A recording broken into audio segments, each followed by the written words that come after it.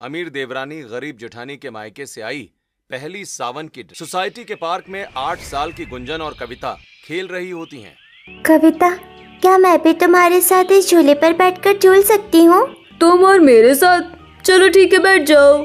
अब गुंजन जैसे ही कविता के साथ झूले पर बैठती है, कविता की माँ वहाँ आकर गुंजन के कान को मरोड़ देती है। क्यों रे, तो जैसे गरीब की बेटी की हिम्मत कैसे मेरी अमीर बेटी के बगल में बैठने की? तूने अपने कपड़े देखे हैं? कितने गंदे कपड़े हैं। तूने अपने कपड़े देखे हैं? कितने गंदे कपड़े हैं तेरे। हट हट, दूर हो मेरी बेटी से, इसकी महंगी फ्रॉक खराब हो जाएगी। तभी गुंजन की गरीब माँ वहाँ आकर, रुक जाइए सुजाता जी, माना मेरी बेटी गरीब है, लेकिन आपको इस पर हाथ उठाने का कोई हक नहीं। दूर कीजिए आप अपने हाथों को। अब मालिनी निराश होकर अपनी बेटी को लेकर घर आती है। माँ, मेरी फ्रॉक में ऐसी क्या कमी थी जो कविता की मम्मी ने मुझे उसके साथ बैठने से मना कर दिया? बेटी, कविता की मम्मी बहुत बड़ी फैशन डिजाइनर है और तेरी माँ एक साधारण सी दर्जी है, इसलिए उसे मेरे कपड़े और मेरे गरीबी से चिढ़ है और इसलिए वो कभी अपनी बेटी के आसपास तुझे भटकने नहीं देती। अब देखते ही देखते गुंजन और कविता जवान हो जाती हैं।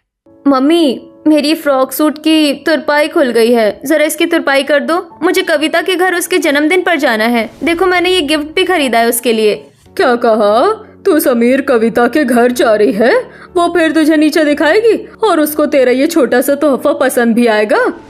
आ जाएगा माँ, और उसी ने बुलाया है मुझे अपने जन्मदिन पर। अब मालिनी फ्रॉक सूट की तुरपाई करती है, जिसे पहनकर गुंजन कविता के आलीशान घर में उसके जन्मदिन पर जाती है। Wish you very happy birthday Kavita, तुम बहुत प्यारी लग रही हो। अब कविता गुस्से से कोल्ड ड्रिंक का ग्लास गुंजन के मुंह पर फेंकते हुए, हाँ लेकिन तुम निहायत ही घटिया और बदचलन लग रही हो। तुमने अपने कपड़े देखे हैं? क्या सोचकर तुम ये फटीचर जैसा सूट मेरे बर्थडे पर पहन कर आ गई हो? सच में ये लड़की तो पार्टी में आए वेटर से भी गई गुजरी लग रही हैं। सच में ऐसे कपड़े तो मैं अपने घर के नौकरानी को भी नहीं देती हूँ पहनने के लिए। तभी वहाँ कविता की माँ आती है। बेटी, तेरी गलती है। तूने क्या सोचकर इस गरीब फटीचर चंद को अपने बर्थडे पर बुला लिया? तू जानती है ना, इसकी गरीब दर्जी माँ इसके लिए ऐसे ही फटीचर कपड़े सिलती है। अब ये सुनकर गुंजन बहुत ज्यादा टूट जाती है।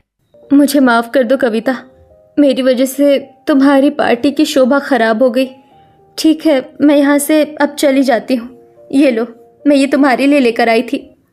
अब गिफ्ट रखकर आंखों में आंसू लिए गुंजन वहाँ से चली जाती है। और जब गुंजन घर आती है तो उसकी माँ, तो रो क्यों रही है बेटी? जरूर तेरी उस अमीर दोस्त ने ही तुझे कुछ कहा होगा। माँ, मेरी ही गलती है, आपने तो समझाया ही था, लेकिन मैं फिर भी चली गई। मुझे लगा कविता दोस्ती के नाते मुझे बुला रही है, लेकिन वो आज भी सिर्फ अच्छे पैसे और अच्छे कपड़ों वालों को ही पहचानती है। अब इसी तरह कुछ महीने गुजरते हैं और अब धीरे धीरे गुंजन के गरीब माता पिता को गुंजन की शादी की चिंता बहुत ज्यादा सताने लगती है। क्या हुआ, आप इतने परेशान क्यों हैं? मैं देख रही हूँ आप न खाना खाते हैं न घर में किसी से ठीक से बात करते हैं। अब खाना खाने से ज्यादा बेटी की शादी की चिंता होने लगी है मुझे मालिनी। कब तक इसके हाथ में पीले करूंगा? हाँ, देखते ही देखते 30 साल की हो गई है बिटिया। तुम भी छोटी मोटी दर्जी हो, मैं भी एक छोटा मोटा किसान। अब समझ नहीं आ रहा है कि हम कैसे पैसे जोड़ेंगे अपनी बेटी की शादी के लिए। तभी वहाँ पर गुंजन आती है, जो अपनी माँ से कहती है, माँ, आप लोग इतनी चिंता क्यों करते हैं मेरी शादी की? और मुझे तो अभी और पढ़ाई करनी है, पैसे कमाने हैं। मैं आप लोगों को इतनी जल्दी छोड़कर नहीं जाऊंगी। अब जहाँ गुंजन के परिवार वाले उसकी शादी के लिए चिंतित थे, तो वहीं अमीर कविता एक लग्जरी कॉफी शॉप में एक खूबसूरत हैंडसम लड़के को डेट कर रही थी। राहुल, हम कब तक ऐसे ही वेट करते रहेंगे? अब तुम अपने घर में हमारी शादी की बात करो ना। हाँ कविता, मैं जल्दी शादी की बात करूंगा अपने घर में, लेकिन मुझसे पहले मेरे भैया हैं, तो पहले उनकी शादी हो जाए या घर में उनकी शादी की बात छिड़े, तभी तो मैं अपनी बात रखूंगा ना। हाँ, तुम ठीक कह रहे हो, पहले अपने बड़े भैया की शादी होने दो, फिर घर में कोई डिस्कशन करना। अब रात को राहुल के परिवार वाले खाने की टेबल पर, माँ जी, मैं सोच रही हूँ अब विनोद के हाथ पीले कर दूं, आप क्या कहती हैं? हाँ बिल्कुल, मैं भी चाहती हूँ कि अब विनोद की शादी हो, घर में एक सुंदर सुशील संस्कारी लड़की आए। ऐसी लड़की तो किसी गरीब परिवार की बेटी ही होगी माँ, क्योंकि गरीब घर की बेटियां ही काफी समझदार, संस्कारी और जिम्मेदारियों को संभालने वाली होती हैं। तो हम गरीब घर की बेटी ही इस घर में लेकर आएंगे। माँ जी, हम खुद मिडिल क्लास है, अगर लड़की भी गरीब घर से ले आएंगे तो बेटी को दहेज में क्या मिलेगा? नहीं, हम दहेज नहीं लेंगे। और बेटा तुम रिश्तेदारों में बात करो, कहीं कोई लड़की है तो पता करे। अब कुछ ही हफ्तों में गोपाल को अपने चचेरे भाई के द्वारा गरीब मालिनी की बेटी गुंजन के बारे में पता चलता है और वो लोग गुंजन को देखने उसके गरीब घर में आते हैं। अरे आप लोग आइए आइए, बैठिए। बेटी जाओ, सबके लिए चाय नाश्ता लेकर आओ। अब गुंजन रसोई में जाकर चाय पानी लड़के वालों के लिए लेकर आती है। वैसे मालिनी जी, आपका घर तो काफी छोटा है, लग नहीं रहा आपके घर के हालात को देखकर कि आप शादी में अपनी बेटी को कुछ दे पाएंगी। पर मेरा बहू, बोलने से पहले थोड़ा सोचा करो। जी हमें आप लोगों से कुछ नहीं चाहिए, हमें तो बस आपकी ये संस्कारी बेटी चाहिए। हाँ, मेरे चचेरे भाई ने भी आपकी बेटी की बहुत तारीफ की है, इसलिए अब मैं तो यही कहूँगा कि आप बस अच्छा सा मुहूर्त निकलवा कर बच्चों की शादी की तैयारी कीजिए। भगवान आपका भला करे। आप जैसे लोग अगर इस दुनिया में 2-4 और हो जाए ना, तो गरीब घर के माँ बाप को अपनी बेटी की चिंता होनी ही खत्म हो जाएगी। अब इसी खुशी में मालिनी मोहल्ले में मिठाई बंटवाती है। किस बात की मिठाई बांट रही है मालिनी तू? मेरी बेटी का रिश्ता पक्का हो गया है, ससुराल भी काफी अच्छा मिला है उसे। अरे वाह, ये तो बड़ी अच्छी बात है, सुनकर खुशी हुई। अब मालिनी मिठाई लेकर अमीर सुजाता के घर की चौखट पर जाती है। लीजिए सुजाता जी, मिठाई खाइए, मेरी गरीब बेटी का रिश्ता हो गया है, काफी अमीर परिवार मिला है उसे। अच्छा, तो तेरी गरीब बेटी का रिश्ता हो गया, वो भी एक अमीर परिवार में। अब सुजाता इतना कहती है कि तभी वहाँ पर उसकी अमीर बेटी कविता आती है। अच्छा, तो गुंजन का रिश्ता फिक्स हो गया है। खैर देखना, उससे भी अच्छे घर में मेरी शादी होगी। आंटी जी, आप लोगों की तो आंखें फटी की फटी रह जाएगी। नहीं बेटी, हमें तो खुशी होगी। दूसरी तरफ उर्मिला अपने परिवार से, माँ जी, मैं सोच रही थी कि बड़े बेटे के साथ साथ छोटे बेटे राहुल के भी हाथ पीले करवा देते, तो देवरानी जेठानी एक साथ आ जाती घर में। अरे तो क्या हो गया, कल ही पंडित को बुला लेते हैं, वैसे भी अभी बड़े पोते की शादी होने में वक्त है। तभी गुस्से से राहुल वहाँ आकर कहता है, 1 मिनट दादी, मेरे लिए लड़की का रिश्ता पंडित जी से मांगने की जरूरत नहीं है, क्योंकि मैं शादी अपनी पसंद की लड़की से करूंगा। क्या कहा? तेरा दिमाग तो ठीक है, तूने अपनी आंखों से देखा है कि हम तेरे बड़े भाई का अरेंज मैरिज करवा रहे हैं, उसके बाद भी तूने ये कैसे सोच लिया कि हम तुझे लव मैरिज करने देंगे? हाँ बेटा, ये सब ठीक बात नहीं है, और कल को वो लड़की खराब निकल गई तो? ऐसा कुछ नहीं होगा, वो लड़की बहुत अच्छी है, और अगर आप लोगों ने जबरदस्ती मेरी शादी किसी और से करने की बात की ना, तो मैं भागकर कोर्ट मैरिज कर लूंगा। देख रही हो कैसे एक के बाद एक जवाब दे रहा है ये। मेरी आंखों के सामने से दूर हो जा तू, तेरी शक्ल से भी मुझे नफरत हो रही है। अब गुस्से से राहुल घर से निकल जाता है और सीधा कविता के घर पहुंचता है। राहुल, तुम यहाँ अचानक? कविता, चलो हम दोनों कोर्ट मैरिज कर लेते हैं, क्योंकि मेरी फैमिली शादी के लिए मान नहीं रही है। अरे ऐसे कैसे? मैं अपनी बेटी की शादी तुमसे करवा दूं, वो भी कोर्ट में? कविता, ये क्या कह रहा है? माँ, हम दोनों एक दूसरे से प्यार करते हैं। इसके बड़े भैया की शादी भी इसी हफ्ते है, इसकी भी शादी की बात चल रही थी, लेकिन इसने जब घर में मेरे बारे में बताया तो इसकी फैमिली नहीं मानी। पर बेटा, हम तुम्हारे बारे में कुछ जानते नहीं है, ऐसे कैसे अपनी बेटी की कोर्ट मैरिज करवा दे तुमसे? अरे आप चिंता मत कीजिए, मैं अभी पापा का बिजनेस संभाल रहा हूँ। अगर सब कुछ अच्छा रहा तो जल्दी ही अपना खुद का बिजनेस कर लूंगा मैं, लेकिन फिलहाल मुझे 1 हफ्ते में कविता से शादी करनी है। मैं कविता को लेकर घर में उसी दिन जाना चाहता हूँ जिस दिन बड़े भैया मेरी भाभी को लेकर आएंगे। पापा प्लीज मान जाओ ना, प्लीज पापा। अब कविता के पिता इस शादी के लिए मान जाते हैं। वहीं 3 से 4 हफ्ते गुजरने के बाद पूरे विधि विधान के साथ गुंजन और विनोद की शादी हो जाती है। गुंजन और विनोद शादी करके घर की चौखट पर आते हैं कि तभी विनोद के पीछे उसका छोटा भाई भी चौखट पर आकर खड़ा हो जाता है। अरे मम्मी पापा देखो, छोटे भैया आ गए। और भैया, आपने शादी कर ली? आ गया तू आखिरकार मुंह काला करवा कर। अजी रहने दीजिए, तमाशा मत कीजिए, हमारा छोटा बेटा हमारा लाडला है, अब उसने लव मैरिज कर ली है तो इसका भी मैं गृह प्रवेश करवा ही देती हूँ। अब उर्मिला की दोनों ही बहुएं कलश गिराकर घर के अंदर प्रवेश करती हैं। चलो चलो, अब फटाफट आप दोनों अपना घूंघट पीछे करो, अब हम भी तो देखें हमारी भाभी का फाइनल ब्राइडल लुक कैसा है। अब दोनों ही देवरानी जेठानी अपना घूंघट पीछे करती हैं। तभी कविता अपने बगल में बैठी गुंजन को देखकर, गुंजन, तुम यहाँ? तुम भी कोर्ट मैरिज करके मेरे ससुराल में आ गई? एक मिनट, तुम यहाँ कोर्ट मैरिज करके आई हो और ये पूरा परिवार रिश्ता लेकर मेरे घर पर आया था, जिसके बाद मैं शादी करके यहाँ आई हूँ। रुक जाओ, क्या तुम दोनों एक दूसरे को जानती हो? और इतनी नफरत क्यों है तुम्हारे अंदर एक दूसरे के प्रति? नफरत नहीं तो और क्या होगी दादी जी। ये गरीब लड़की हमारे मोहल्ले में ही रहती थी और ये गरीब लड़की हमेशा मेरी अमीरी से जलती थी क्योंकि मैं इससे हमेशा खूबसूरत और डिजाइनर कपड़े पहनती थी। ऐसा कुछ नहीं है कविता, मैंने कभी तुमसे कोई चिड़िया नफरत नहीं रखी है। हर बार तुमने ही मुझे नीचे दिखाया है। अच्छा ठीक है, अब बात को ज्यादा आगे बढ़ाने की जरूरत नहीं है। तुम दोनों इस घर की देवरानी जेठानी हो तो कोशिश करना कि यहाँ कोई भी लड़ाई झगड़ा ना हो। जाओ, अब तुम दोनों अपने अपने कमरे में आराम करो, जाओ। अब गुंजन अपने पति के साथ अपने कमरे में आराम करती है तो वहीं कविता अपने कमरे में जाते ही, अरे राहुल, तुम्हारा घर कुछ ज्यादा ही छोटा नहीं है? गृह प्रवेश के टाइम चौखट पर मैंने कुछ नहीं कहा, लेकिन सच कहूँ तो ये घर नहीं, एकदम कबूतर खाना लगता है। और तुम्हारा कमरा, ये भी बहुत छोटा है। इससे ज्यादा बड़े तो मेरे घर की खिड़कियों के छज्जे होते हैं।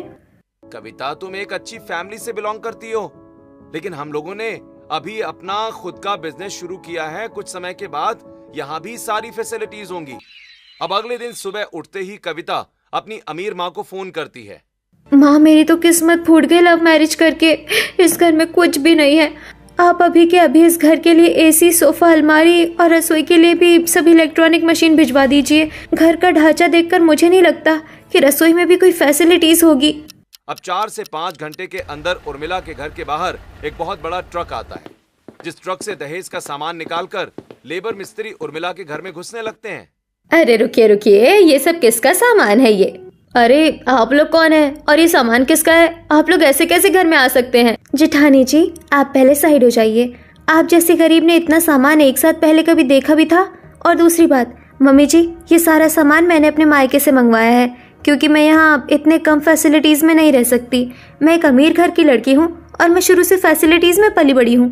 बाप रे छोटी बहू, तेरी अमीर माँ ने तेरे लिए इतना सब कुछ भिजवाया है। बड़ी बहू देख रही है तू, तेरी माँ ने तो कुछ नहीं दिया। इसलिए कहा था माँ की गरीब बहू मतलब हमारी छोटी भाभी सबसे बेस्ट है।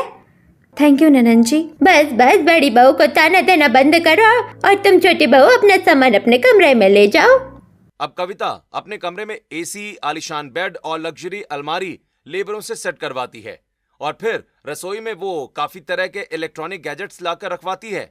अब कुछ ही देर के बाद दोनों देवरानी जेठानी की पहली रसोई की रस्म होती है।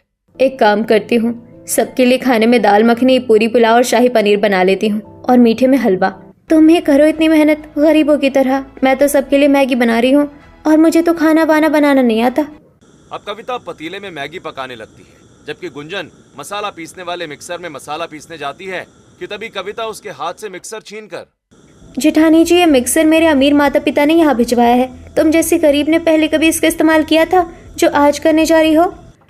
देवरानी जी, ससुराल हमारा है। इस ससुराल की हर एक चीज पर तुम्हारा और मेरा दोनों का ही हक बराबर है।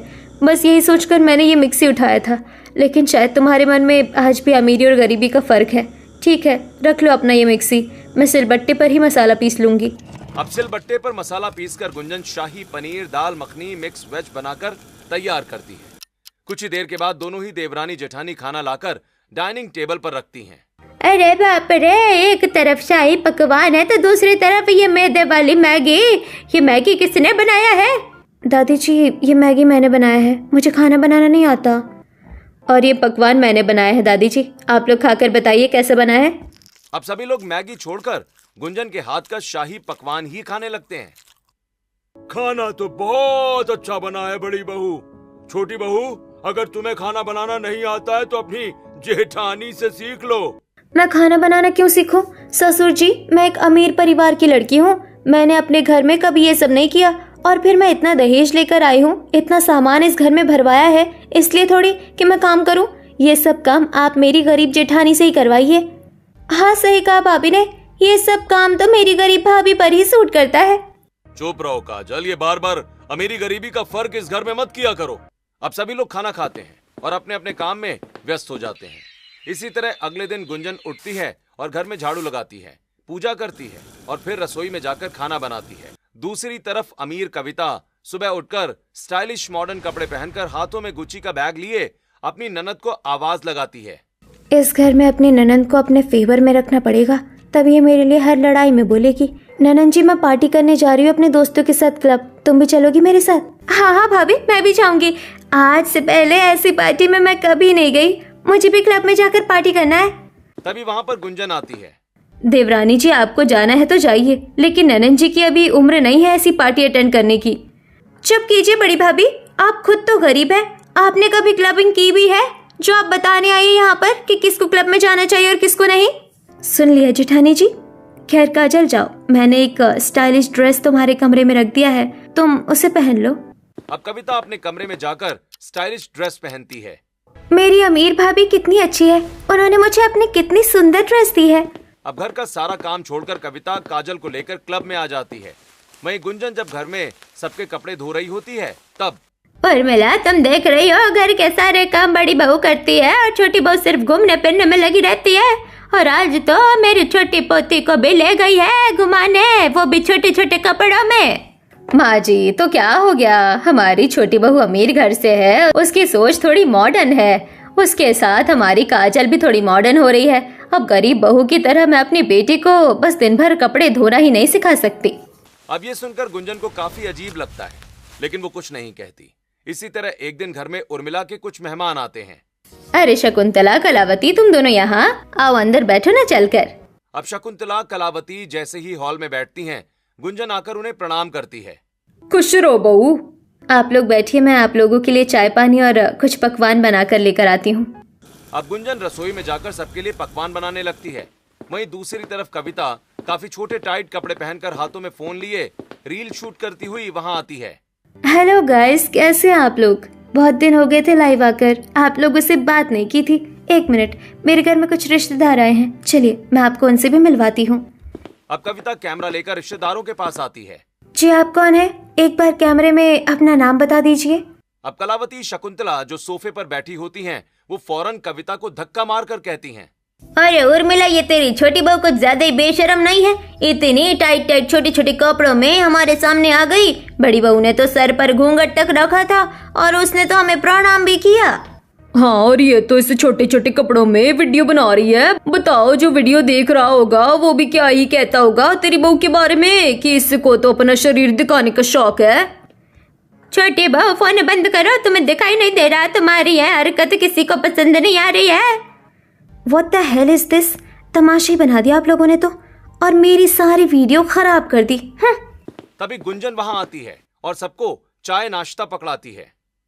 देवरानी जी, आप ऐसे कपड़ों में मेहमानों के सामने, ये ठीक नहीं है, इसे बदल लीजिए।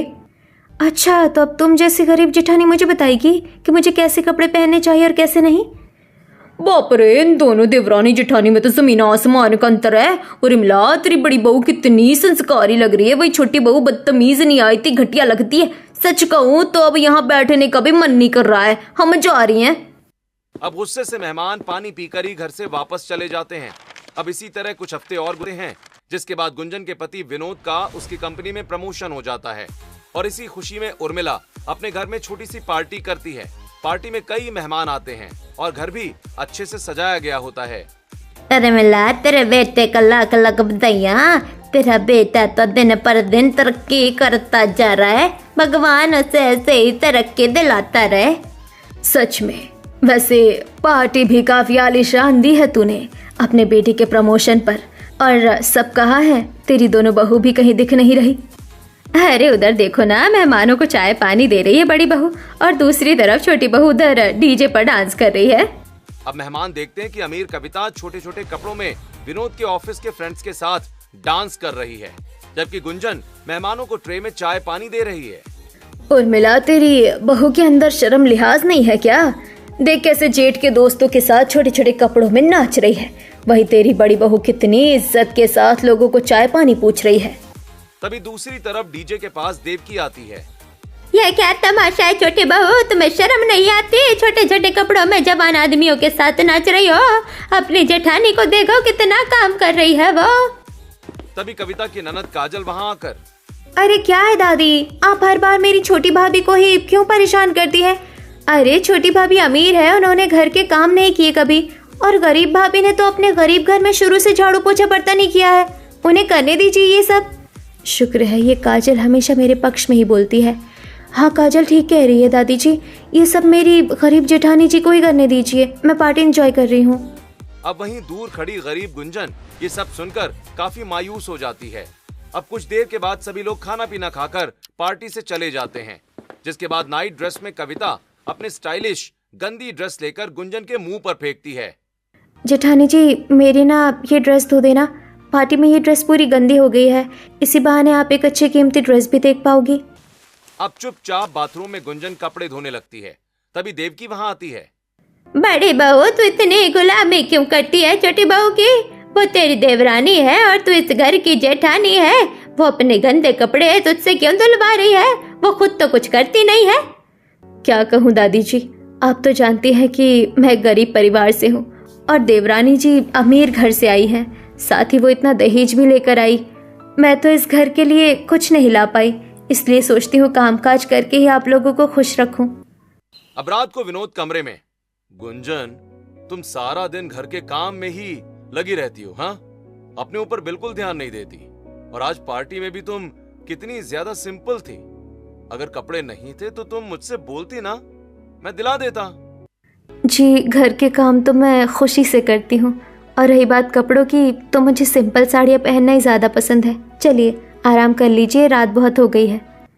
दूसरी तरफ कविता का पति कमरे में कविता पर गुस्से से चिल्लाता हुआ, कविता तुमने पार्टी में इतने छोटे छोटे कपड़े क्यों पहने थे? और तुम हर बार ऐसे कपड़े क्यों पहनती हो यार? तुम्हें पता है पार्टी में सब तुम्हें ही घूर रहे थे। अरे बड़ी भाभी को देखो यार, वो हमेशा साड़ी में रहती हैं, कितनी खूबसूरत लगती हैं। पहली बात तो मेरे आगे मेरी गरीब जेठानी की तारीफ करने की तुम्हें कोई ज़रूरत नहीं है। सेकंड थिंग, मेरे मम्मी पापा एक फैशन डिज़ाइनर है, मैंने हमेशा से डिज़ाइनर कपड़े पहने हैं, इसलिए मुझे गरीबों की तरह साड़ी पहनना पसंद नहीं है। अब कृपया करके तुम सो जाओ और मुझे भी अब सोने दो। अब इसी तरह कुछ हफ्ते और गुजरते हैं और एक दिन काजल, जो अपनी अमीर भाभी के कपड़ों की दीवानी होती है, वो, छोटी भाभी आप मुझे एक स्टाइलिश वेस्टर्न ड्रेस दे दो, मुझे उसे अपने कॉलेज की पार्टी में पहनना है। हे भगवान, जब देखो तब ये मुझसे ही कपड़े मांगती रहती है, लेकिन इसको अपने पक्ष में रखने के लिए मुझे इसकी मदद तो करनी पड़ेगी। वैसे मैंने लास्ट टाइम बाजार से एक सस्ता ड्रेस खरीदा था, वही दे देती हूँ। क्यों नहीं, मेरे कमरे में चलो, मैं तुम्हें एक ड्रेस देती हूँ। अब कविता अपनी अलमारी से ड्रेस निकालकर काजल को दे देती है, जिसे पहनकर काजल खुशी खुशी कॉलेज पार्टी में जाती है। अरे काजल, तुमने ये अपनी स्टाइलिश ड्रेस मंगल बाजार से ली है ना? सच सच बताना, क्योंकि ये ड्रेस मैं मंगल बाजार में देख चुकी हूँ। मैं भी तो तुम्हारे साथ ही थी विपाशा, मैंने भी देखा था, लेकिन हमें ये पसंद नहीं आया था। एक्सक्यूज मी, ये किसी बाजार की ड्रेस नहीं है, बल्कि डिजाइनर से बनवाई गई ड्रेस है जो मेरी भाभी ने मुझे दिया है। लगता है तुम्हारी भाभी ने तुम्हें बेवकूफ बनाया है। ये देखो, ड्रेस के नेक के पास एक लेबल लगा है, चीप घटिया क्वालिटी का लेबल, जिससे साफ पता चलता है कि ये कपड़े बाजार के हैं। अब काजल भी ये जानकर शॉक हो जाती है। अब गुस्से में काजल घर आकर अपनी भाभी से तगड़ा कलेश करती है। भाभी, आपने मुझे बाजार की सस्ती ड्रेस कॉलेज पार्टी में पहनने को दिया, ये कहकर कि ये एक डिजाइनर ड्रेस है जिसे आपके फैशन डिजाइनर पापा ने तैयार किया है। तूने मेरी बेटी को बाजार के कपड़े दिए पहनने को, छोटी बहू। तभी चिढ़कर कविता कहती है, फाइनली अब जब सच्चाई सबके सामने आ ही गई है तो मैं भी सच बता ही देती हूँ कि हाँ, ये ड्रेस बाजार की ही है और मैंने हर बार तुम्हें सस्ती क्वालिटी के कपड़े ही दिए हैं ताकि तुम इस घर में मेरे पक्ष में बोलती रहो। अब ये सुनकर काजल के पैरों तले जमीन निकल जाती है। छोटी भाभी, आपने ये बहुत गलत किया है मेरे साथ। मैं हमेशा बड़ी भाभी को नीचे दिखाती रही, ये सोचकर कि आप मेरे बारे में अच्छा सोचती हैं। आप अच्छी हैं, लेकिन आपकी सोच तो बहुत घटिया निकली। आपसे अच्छी तो बड़ी भाभी है। मुझे माफ कर दीजिए बड़ी भाभी, आप जैसी भी हैं बहुत अच्छी हैं। अरे ननन जी, कोई बात नहीं, आप शांत हो जाइए। अब इसी तरह कुछ हफ्ते और गुजरते हैं और एक दिन कविता, गुंजन, उर्मिला बाजार से सब्जियां खरीद रही होती हैं कि अचानक तेज बारिश शुरू हो जाती है। What the hell is this? मेरी इतनी एक्सपेंसिव ड्रेस खराब हो रही है बारिश में। ये बारिश क्यों हो रही है माँ जी अचानक? अभी तक तो मौसम साफ ही रहता था। बहू, 4 दिन बाद सावन है और ये सावन की पहली बारिश है। इसकी एक एक बूंद में महादेव का आशीर्वाद है। चलो घर चलते हैं। अब अगले दिन जब गुंजन रसोई में खाना बनाती है तो वो खिड़की से बाहर देखती है। अरे बारिश हो रही है, चलो सबके लिए गर्मा गर्म पकौड़े बना लेती हूँ। अब गुंजन डाइनिंग टेबल पर सबके लिए पकौड़े लेकर आती है। अरे वाह, आज पकौड़े बनाए हैं। हाँ दादी जी, वो बाहर बहुत अच्छी बारिश हो रही है तो मैंने सोचा क्यों ना पकौड़े बनाए जाए। हाँ, सावन आने वाला है ना, इसलिए बारिश हो रही है। और छोटी बहू, बड़ी बहू, तुम दोनों का ही अपने ससुराल में पहला सावन आने वाला है, जिसकी ड्रेस तुम्हें अपने मायके से मंगवाना होगा। हाँ, पहले सावन में बहू के कपड़े उसके मायके से ही आते हैं, तो तुम दोनों अपने मायके में कह देना ये बात। और सावन की पूजा एक विशाल महादेव के मंदिर में होगी, तो अच्छे से तैयार हो ना दोनों। टेंशन मत लीजिए दादी जी, मेरे मम्मी पापा बहुत बड़े फैशन डिजाइनर हैं और वो मेरे लिए सबसे स्टाइलिश ड्रेस ही भेजेंगे। बाकी गरीब जेठानी जी का पता नहीं, क्योंकि उनकी माँ तो साधारण दर्जी है, कहीं इनकी गरीबी की वजह से हमारी बदनामी ना हो जाए। अब ये सुनकर गुंजन वहाँ से मायूस होकर चली जाती है। तभी कमरे में विनोद आता है। क्या हुआ, सब ठीक तो है ना गुंजन? वैसे अगर पैसे की कोई दिक्कत है तो मैं दे देता हूँ पैसे, तुम सावन के कपड़े उसी से खरीद लेना। नहीं जी, जब रिवाज है कपड़े मायके से आएंगे सावन के, तो मैं मायके से ही मंगवाऊंगी। लेकिन यही है कि मैं अपनी अमीर देवरानी जैसे सुंदर महंगे कपड़े नहीं ला सकती। तुम हर कपड़े में सुंदर लगती हो गुंजन, इसलिए तुम ज्यादा टेंशन मत लो। अब अगले दिन गुंजन अपनी माँ को फोन करती है।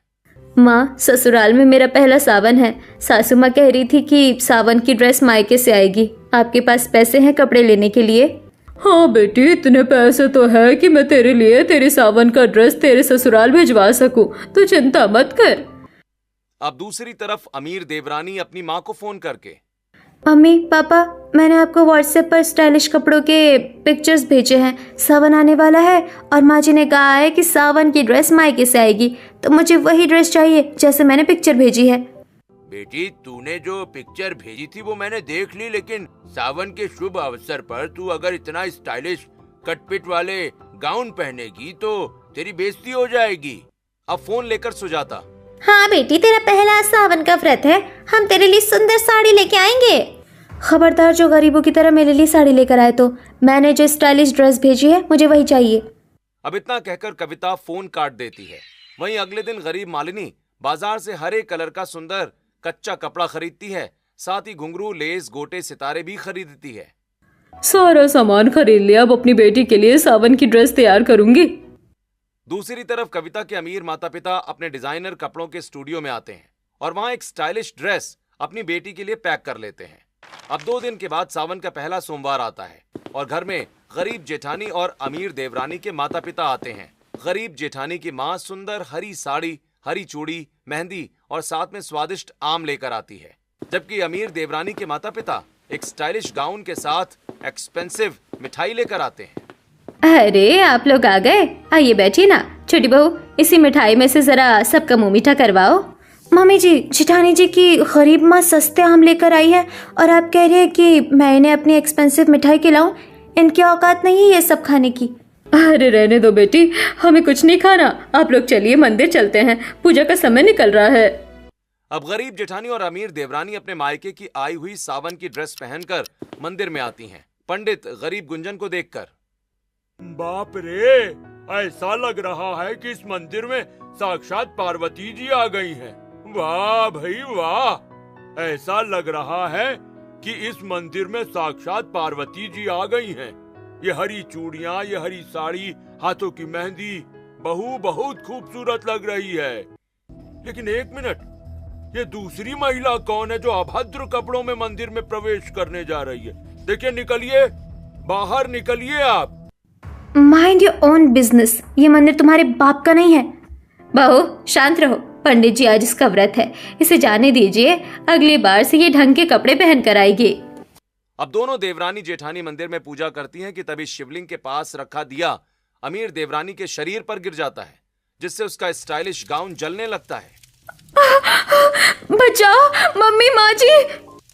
अब कविता की गरीब जेठानी फटाफट अपने हाथों से ही सारी आग बुझाने लगती है और फिर अपने सिर के दुपट्टे से उसके शरीर को कवर करती है। देखा, इसलिए मना किया था कि अभद्र कपड़े में मंदिर में मत आओ। सच में उर्मिला, तेरी बहू को कपड़े पहनने का सलीका नहीं है।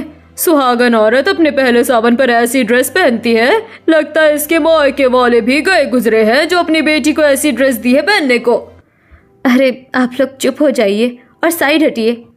अब गुंजन अपनी देवरानी को गाड़ी में बिठाकर घर लेकर आती है। देवरानी जी आप ठीक तो है ना? बड़ी बहू तू कब से देवरानी देवरानी कर रही है? जरा अपने हाथ देख, पूरा हाथ जल गया है तेरा। हाँ बड़ी भाभी, आप छोटी भाभी की इतनी क्या चिंता कर रही है? ये तो वैसे भी आपको पसंद नहीं करती। अब ये सुनकर अमीर कविता को शर्मिंदगी महसूस होती है। जेठानी जी, आज आपका ये प्यार देखकर मुझे एहसास हो गया कि मैं कितनी गलत थी। मैंने हर बार आपको नीचा दिखाने की कोशिश की, उसके बाद भी आपने मुझे बचाने के लिए अपने हाथ को आग में जला लिया।